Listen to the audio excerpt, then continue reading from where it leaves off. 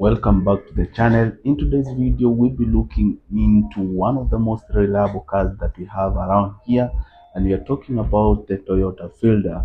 This is a car which is very reliable in terms of fuel consumption, maintenance cost, and of course, its performance. It's one of the most best cars out there that I could recommend, especially if you're looking for a car that you can be in a position to do your own errands. And of course, if you're a person who always is carrying around something, or you're a family person, this is one of those cars that you should consider getting. So stick around for this conversation. I'll be taking you through this discussion. I get to talk about the strong areas that are known for the strongholds of Toyota Fielder. We'll also be looking at some of the things that you need to know in terms of maintenance, some of the things that you need to watch out with Toyota Fielder to make sure that it gets to serve you the best way possible. Welcome to this channel, and of course we get to talk about cars. And if it's your first time coming across my videos or watching this particular video and you haven't considered hitting the subscribe button, please do so, as well as turn on the notification bell so that whenever we have a new episode out there of different cars, you can always be notified. So right now, guys, I want us to get to look into an inclusive, and of course we get to look into every details that you need to know about Toyota Fielder, particularly the 2010, and of course pay attention. And by the time we get to come to this video, I'm sure you'll be well equipped with information. Well, we'll be starting with the engine, or basically the motor that gets to power this car. And of course, with the Toyota Fielder, they do come with two versions. There's the 1.5 liter, and we also have the 1.8 liter engine. But the most common one is the 1.5 liter petrol engine. So we'll be looking into some of the most special features that comes with this engine.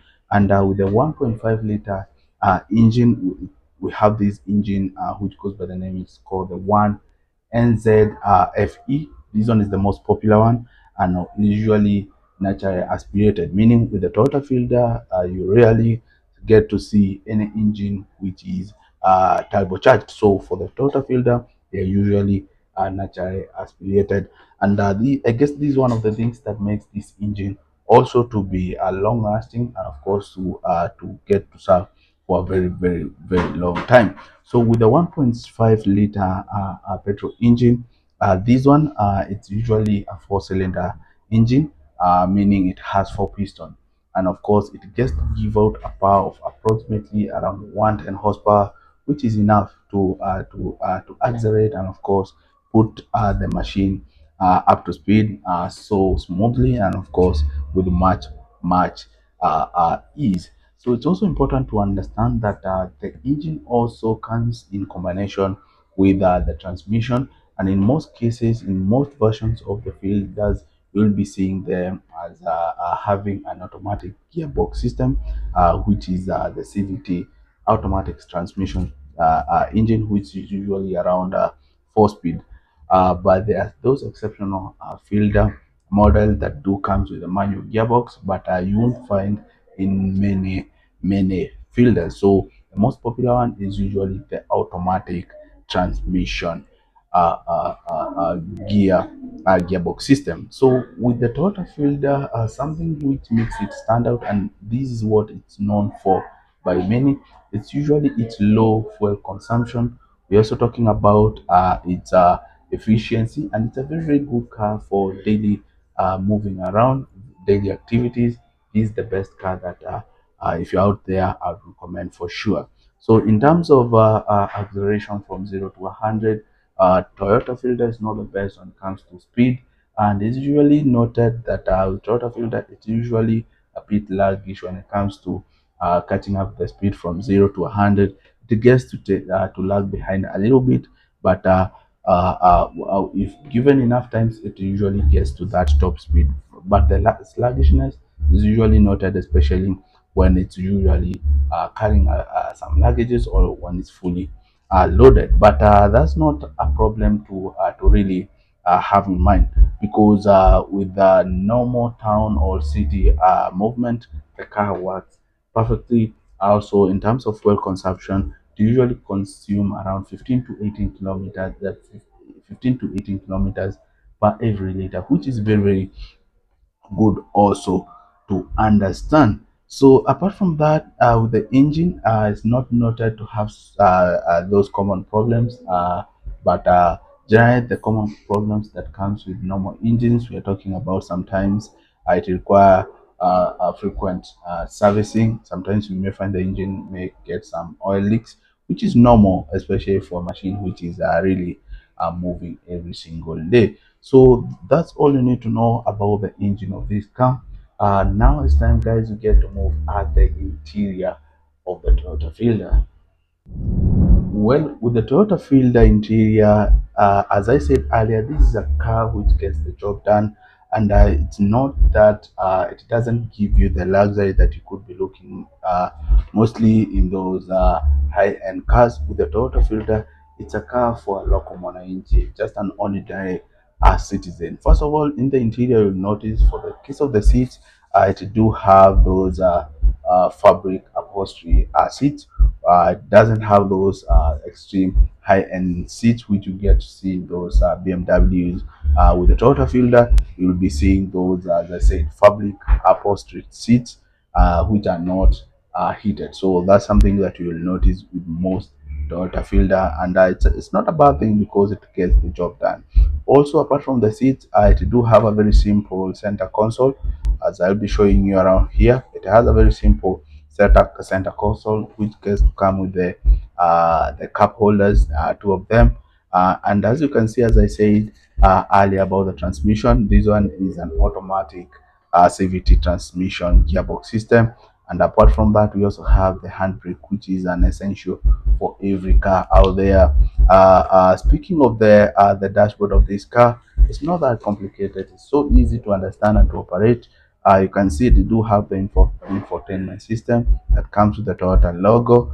It also do have the climate control system over here.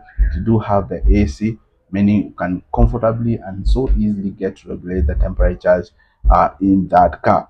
So apart from that, guys, it do have some audio control system attached on the steering, which is it's not a luxury feature that you'll be seeing in most cars. It's just a basic standard, and of course a small upgrade when it comes to the new model of Toyotas that are coming out.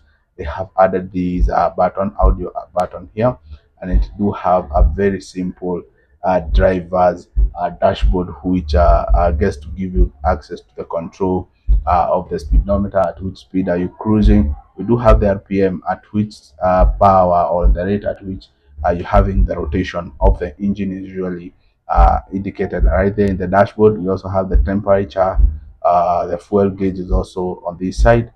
Those are some of the few things that you need to know about the dashboard of the Toyota Fielder. And as I said earlier, with the Toyota Fielder, it's not any complicated, very simple car, but very, very efficient. So moving apart from just the interior of the car, we are talking about the boot space of this car. Remember, with the Toyota Fielder, is usually a five door car, meaning it has four doors on the side, and of course it do have the rear door which is gets to cover the boot. And with the boot, you can see it has a very, very adequate space which you can get to put as much luggage as possible. For those people who are going to Chicago, this is an ideal car for you to have. And this, I guess, this is the reason why this car is usually associated with people from Mount Kenya region, because these are people who have the reputation of always having some to have to carry something from Chicago whenever they have their own errands, business related. They do have some luggages always, and I guess that's the reason why this car works perfect for them. So with the Toyota Fielder, you can always get also to slide the rear seats to get more boot space for you to carry more luggages. And in combination with the 1.5 liter very efficient engine, that car gets very, very efficient for you. And of course, you can get to carry anything so long as it can get to fit within that that space. So that's something you really need to know about that. When it comes to the leg room and of course the headroom for this car, it's a standard one, and of course it gets to give the driver as well as the passengers enough room to be feel comfortable whenever you're inside that car, especially if you are a person who has that standard height for many. This car, you won't be having any problem with that. So let me know on the comment section what you think about the interior of the Fielder. You can as well let me know if you have some upgrades with the Toyota interior. If you're in that business also, talk to me on the comment section. So aside from that, let's just go ahead and get to look at the exterior of this car. Well, let's look at the exterior features that are related with this car. First of all, we start with the legendary Toyota logo that is associated with the Toyota Fielder. As you can see, we have this small logo over here.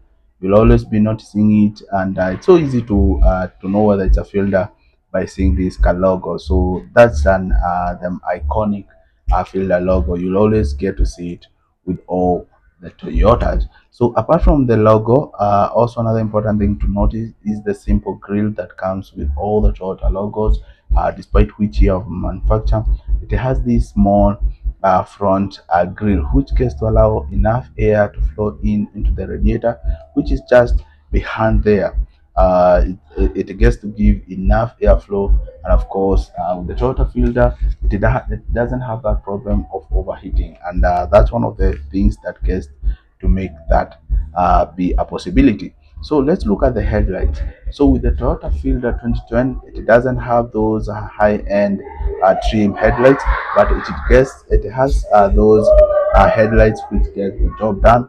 Also, it's also important to understand with these headlights, it gets to give enough visibility, especially if you are cruising at night. Well, with the Toyota Fielder, as I was saying, with the headlights, they are not those HID or extremely the IED, the LEDs headlights, but the Toyota Fielder 2010, it has those amazing headlights which gets to give the driver enough visibility, especially if you're cruising at night. So, but the latest models that are coming out, they have some advancement with the headlights. As we'll be looking into that in maybe in our next video or sometimes in future, we'll be looking into the hybrid version of the Toyota Fielder.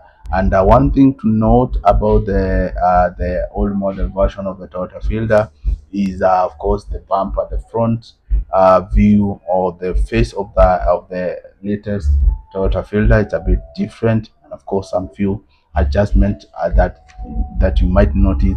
But the engine and of course most of the interior, they are all almost the same. So with the Toyota Fielder, as you can see here, some do comes with the side blinkers on the side mirrors, but it's not a must to get to see that in every field out there. But it makes the car also, if they are there, it makes the car also to look a bit nice. For the wheel size of the Toyota Fielder, it do comes with around 14 the wheel size. Some they do come with the 13 or even the 15. It will depend with the kind of the year of manufacturer, but most of them they do come with a 14 wheel size. Some may come with alloy rims. Some still they might come with just the metal wheels, which might be also come with the plastic wheel caps, which makes the car also in terms of the look nice. So looking at the side view of the car, you can't fail to miss the aerodynamic of the car. The small nose over there gets to help the car also to navigate well in terms of when you're cruising, and of course you have that wind resistance. The shape also gets to give the car the ease to maneuver, and of course that also gets to narrow down to low fuel consumption because it doesn't have to have that strong blockage. So in terms of the nose cut, you can see some filters they do come lights, but it's not a must. You might not get to see that in all the models. So with the Toyota Fielder, we have the boot light, and we also have the other one which is not the boot light. I'll be doing a detailed video on about the boot light Toyota Fielder and why it has more demand as compared to the older version which doesn't have the boot light. So pay attention guys and stick around for that because I'll be doing a more detailed video on the same. So for the case of the suspension, the front suspension, the car is usually supported by the Mark Ferguson stance sprinkles, which gets to give the car comfortability and of course smooth feeling when you're in the car, especially if you're cruising in some rough routes. The springs get the job done. You may find the same springs. They are also on the rear wheels. Some they do have the spiral. They have the spiral, but those are things that we'll be looking into details when we are doing a more mechanical related video. So apart from that, I would say for sure guys, Toyota Fielder is a car to consider to own, and of course if you're looking for a car that can get to assist you to move to the next level, I would suggest getting the Toyota Fielder. That's all I have for you today. Make sure you hit the subscribe button, leave me a comment, and of course let me know which other car you want me to bring a review